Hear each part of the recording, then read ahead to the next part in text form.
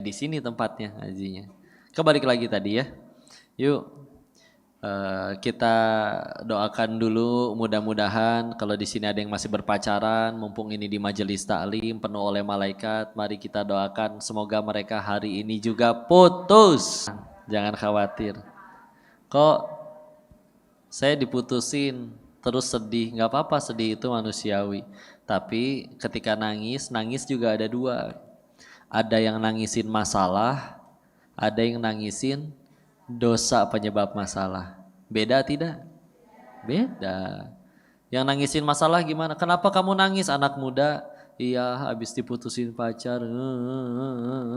Gitu. Kenapa diputusin pacar nangis? Ya 1 jam sebelum diputusin saya beliin mereka sekeluarga iPhone 14 Pro Max. Kamu kaya juga ya, Insya Allah. Yang disedihin adalah masalahnya. Ada juga yang nangis ketika diputusin pacar. Kenapa kamu nangis diputusin pacar? Karena selagi aku bersamanya, aku melupakan penciptanya. Gaya ya. Udahannya mau tetap aja. Nangis sambil nyalain keran di atas. Gitu ya. Ya Allah. Sampai katanya dia lebih suka hujan-hujanan. Karena agar tidak terlihat mana air mata, mana air. Jadi gini ya, kita coba balik lagi menjawab tadi, kok kalau misalkan di Islam gak boleh pacaran, itu gimana ceritanya orang yang gak saling cinta, belum pernah pacaran, belum timbul rasa sayang, terus menikah. Karena dalam Islam itu sekali lagi, yang mempersatukan dua orang insan bukan rasa cintanya itu yang di awal, tapi harus dipersatukan oleh satu visi yang sama, satu tujuan yang sama. Rasa tertarik lawan jenisnya mah fitrah. Ingat ya, tertariknya lawan jenis. Karena memang Allah menciptakannya Adam dan Hawa, bukan Adam dan Asep. Ya. Jelas itu ya. Maka tidak ada ruang ya untuk LGBT ya. Maka kalau ada yang kayak gitu gimana kok ya, dakwahi, doakan ya. Jangan langsung dimusuhin, dijahatin juga ya.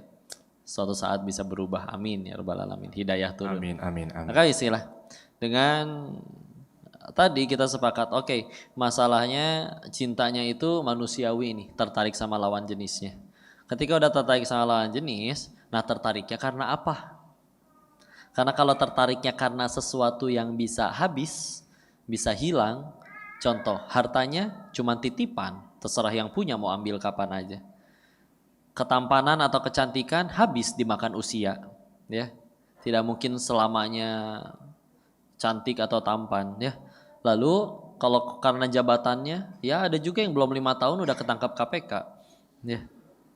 Jadi kalau misalkan alasan kita mencintainya itu hilang, apakah berarti hubungan ini juga harus berakhir, hilang? Enggak mau. Makanya kalau mau sandarkan alasannya kepada sesuatu yang tidak bisa hilang, yang abadi. Siapa satu-satunya yang abadi? Allah. Ya. Tapi kok belum menjawab, gimana kan belum cinta? Cinta itu sesuatu yang bisa timbul. Waktu kalian SMP aja, satu kelompok sama si Fulan, kok bisa naksir? Ya. Sampai jadi rajin ke sekolah, biasa susah dibangunin. Ya. Karena pengen kerja kelompok dengan si itu tuh. Ya. Ntar kode-kodean sama temennya. Kadang wanita tuh bisa nunjuk orang lain pakai bibirnya. Gitu ya. Kadang pakai lidahnya. Hashtag bahasa tubuh ya kok ya. Hati-hati ketampol malaikat mbak. Kebalik lagi. Apa? Nah, kalau misalkan sekolah aja bisa tertarik dengan lawan jenis. Ingat ya, tertarik dengan lawan jenisnya itu belum jadi dosa. Cara penyalurannya yang jadi dosa. Kalau malah jadi pacaran dan yang lain-lain itu baru jadi dosa. Ya. Terus kalau misalkan dengan teman sekolah aja bisa tertarik, apalagi nanti setelah satu rumah, satu ranjang bahkan setiap hari. Ya. Bukannya punten, kalau misalkan yang pacaran terus udah pacaran tapi dia sambil hijrah, sambil mulai ibadah, sambil pengen berusaha taat tapi masih pacaran, gak akan enak pacarannya. Karena nanggung, sesuatu yang di tengah-tengah tuh nanggung ya. Oke, orang maksiat ada kenikmatannya walaupun Allah tidak ridho dengan kenikmatannya. Dan orang yang ahli ibadah, taat ibadah juga dia punya kenikmatan. Ada nikmat tahajud, ibadah tuh ada rasa nikmatnya. Coba kalau di tengah-tengah, ibadah gak akan kerasa nikmat karena masih teringat maksiatnya. Yang Maksiat juga nggak akan kerasa nikmat maksiatnya karena ingat bahwa aturan-aturannya. Kayak misalkan pernah ada orang mulai hijrah, dia mulai digoda lagi sama teman-temannya. Bro, kita dulu bareng main-main bareng loh dari kecil. Ayo dong, gua ultah nih, milad. Masa nggak mau ikut party? Ya udahlah, ikut datang aja. Udah datang digodain lagi. Ayo dong, minum. Dulu kuat 1 botol, masa sekarang segelas aja nggak mau karena ngerasa nggak enak, takut dimusuhin, diminum 1 gelas. Setelah diminum, jangan 1 gelas, 1 teguk. Ya. Setelah minum 1 teguk, yang lain pada joget-joget, dia bingung, pusing. Ya Allah, berapa tetes yang keteguk, berapa lama ini sholat saya tidak akan diterima. Malah stres tuh di tempat dugem. Ya. Besok-besoknya karena stres udah nggak ngerasa nikmat lagi, ya udah. Jadi nggak akan enak kalau di tengah-tengah itu. Tidak ada istilahnya STMJ, sholat terus maksiat jalan, nggak ada. CLBK atau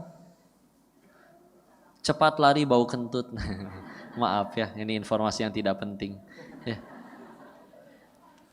Tenang aja, nggak ada ya. Makanya, nah kalau misalkan sudah halal, pacaran setelah menikah itu ya, digombalin jadi pahala, coba belum halal. Nah, digombalin jadi dosa. Tahu nggak? Ada 3 kebohongan yang dibolehkan dalam Islam di hadis Nabi ini. Ya, apa kebohongan yang pertama? 1, bohong di medan perang. Nggak mungkin Nabi ditanya, wahai Rasul, nanti strategi kamu perang belok mana? Nanti aku lewat kiri, ya dicegat atuh ya. Nggak boleh, nggak bisa. Yang bohong yang kedua yang diizinkan, yaitu bohong untuk mendamaikan kedua orang saudara yang sedang berseteru. Nggak harus saudara kandung ya. Misalkan dia saudara seiman, kita bilangin, kamu tahu nggak aslinya dia itu kagum loh sama kamu. Nggak pernah ngomongin buruk-buruk, padahal nggak tahu juga ya, tapi pengen ngedamain aja gitu. Itu masih diizinkan. Yang ketiga adalah apa coba? Bohongnya suami kepada istrinya. Entar dulu. Bohongnya bukan bilangnya kerja tapi ke rumah janda, bukan. Bukan bohong yang kayak gitu ya. Tapi kata penjelasan guru kami, salah satunya, satu di Asari ngingetin, salah satunya adalah gombal. Emang semuanya gombal itu bener? Wajahmu bercahaya ya kayak rembulan? Enggak. Emang mukanya lampu senter bisa bercahaya? Enggak juga. Tapi kadang gitu ya. Ibu suka nggak dikasih uang 100 juta? Suka? Nggak apa-apa manusiawi. Tapi uangnya palsu. Nggak suka kan? Nah kadang kita juga suka loh sama yang palsu. Contohnya pujian palsu. Ya. Coba ya, apalagi kalau acara reuni, ya, Majelis Taklim mungkin misalnya ibu-ibu ketemu. Ibu setiap hari kok selalu tambah muda ya? Coba. Aslinya belah mana itu pujian? Tolong berikan penjelasan secara medis bagaimana masuk akalnya setiap hari manusia tambah muda itu gimana ceritanya. Tapi kita mah seneng, iya Masya Allah di WC ngaca sendiri. Iya juga ya, hati-hati. Karena kadang ada udang di balik bakwan Bu. Hati-hati kalau ada bisikan maut setelah pujian. Coba contoh bisikan maut yang paling mengerikan. Bu, ada gopek dulu gak Bu? Mau pinjam duit ternyata ya. Maaf ya, tapi beneran. Berarti kok terus berarti gimana? Oke, apa yang mempersatukan orang yang tadi saling sayang? Ya tadi adalah karena tujuannya. Jadi gini Bu, kok berarti kalau tujuannya udah sama gak akan ada masalah ya pernikahan? Enggak Bu, bakal ada masalah. Pasti. Ya, namanya orang ya dengan 2 individu karakter yang berbeda pasti akan ketemu ya. Akan ketemu. Sama lah kayak dulu kita ngerasa kayaknya kalau aku udah SMA kayaknya bahagia hidupku. Pas SMA gak ada masalah? Ada. Kayaknya pengen cepet-cepet lah lulus SMA lah, orang pengen sukanya seni rupa, ini harus belajar fisika, kimia, jenuh. Apakah setelah masuk kuliah seni rupa gak akan ada masalah? Luar biasa itu tugas gak kurang banyak apa lagi. Ya. Kayaknya nanti setelah nggak udah capek nih kuliah, ntar kerja saya kayaknya udah enak nih hidup. Setelah kerja nggak akan ada masalah. Aduh, ketemu teman kantor yang julid, yang lain-lain. Kayaknya saya baru bahagia nanti nih setelah menikah. Apa setelah menikah nggak ada masalah? Ada, tuh banyak katanya. Insya Allah. Curhat ya Bu ya? Bapaknya ada? Tapi tenang ya, yang penting jadi amal soleh. Tapi balik lagi, bukan berarti kalau udah satu tujuan tidak akan ada masalah. Ada. Tapi ibaratnya seperti ini. Ibarat mana perbandingannya? Misalkan gini lah ya, satu dari Sleman, satu dari Jogja. Pengen sama-sama pergi ke Semarang, misal. Ya, ketika udah sama-sama pergi ke Semarang, nyatulah dua orang ini, satu dari Solo, satu dari Jogja, mereka bersatu di angkot yang sama. Ketika udah masuk satu kendaraan yang sama menuju Semarang, apakah tidak akan ada masalah? Ada. Bensin habis, bannya kempes mungkin, apapun itu. Tapi ketika ada masalah, paling yang di dalam mobil, di dalam angkot ngobrol, angkot ini masih ke Semarang kan? Masih, ya udah ngapain saya turun dari angkot? Belum tentu dapat angkot yang baru, bisa jadi malah ketabrak. Ya. Jadi ngapain? Ketika tujuannya tahu dia sama, meskipun aduh ternyata di perjalanan AC-nya mati, ya bensinnya mau habis, ya udah. Selagi tujuannya sama dia ngapain pindah? Nah ini jauh lebih baik daripada misalkan dari awal memang tertarik satu sama lain. Ya Allah lihat kok hidungnya tipe aku banget kok kayak perosotan TK gitu ya. Giginya rapi kayak petugas paskibra gitu ya, rapi. Secara fisik sesuai tipenya banget. Tapi dari awal tujuannya beda. Yang satu pengen jadi hafiz Quran, yang satu pengen jadi selebgram.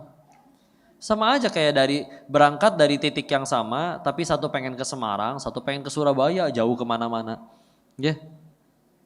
Maka apakah kita nyatu dulu di satu angkot terus di tengah jalan misah gitu? Kan gak pengen kayak gitu pernikahan. Itu tujuan itu yang mempersatukan. Ketika akhirnya ada masalah nanti ketemu menikahnya karena satu tujuan yang sama, pengen sama-sama berdakwah, pengen sama-sama ngejar ridho Allah, ya. Ada masalah misalkan kena himpitan ekonomi, suaminya difitnah di tempat kerja, ada ujian dari anak-anaknya, dari mertuanya, dari mana, ngobrol paling duaan. Kalaupun sudah emosi terpuncakan ya orang udah pakai imam paling juga ambil wudhu, sholat, sujud, beres sujud, paling ngobrol. Kita masih pengen sama-sama ke surga kan? Iya. Gak mungkin tiba-tiba dia jawab, kita masih pengen sama-sama ke surga kan? Gak mau, aku sekarang mau ke neraka. Mana ada orang berani ngomong kayak gitu? Ya. Ya juga, ya udah dipersatukan. Selesai pakai iman, pakai tauhid. Termasuk kalau ada pertanyaannya gini ya. Nanti akhirnya setelah menikah pasangan kita bertanya misalkan, ya. Kalau di sini manggil suami apa ya? Mas, apa? Manggil suami apa kalau di Jogja? Kang Mas, Kang Goriko. Itu lagu itu Maya. Kang Mas, menyesal nggak sih menikahi adik gitu? Jawabnya gimana? Jawabnya pakai tauhid ya. Jangan dijawab mikir aja sendiri gitu. Jangan dijawab gitu. Jawab pakai tauhid ya. Gimana kok jawab pakai tauhid? Aduh. Sayangku, Masya Allah. Ketika aku ingin melengkapi separuh agamaku, aku meminta kepada pencipta kita. Ningkatin takwa, istiqoroh, meminta yang terbaik. Alhamdulillah tempat kita meminta itu Ia Maha tahu. Ia tahu dari miliaran wanita yang mana yang paling tepat menggandeng tanganku ke surganya Allah. Ia juga tidak hanya Maha tahu, tapi Maha baik. Tidak mungkin menjauhkan yang buruk. Tidak mungkin menjauhkan yang baik, tidak mungkin mendekatkan yang buruk. Ya, tidak mungkin ke atas kebaikan Allah. Maka ketika aku memohonnya kepada yang Maha tahu dan Maha baik, lalu tiba-tiba engkau yang sekarang berada di rumah ini bersamaku, kita menjalin mahligai rumah tangga sederhana. Karena berarti engkau adalah yang dipilih oleh yang Maha tahu, yang Maha baik.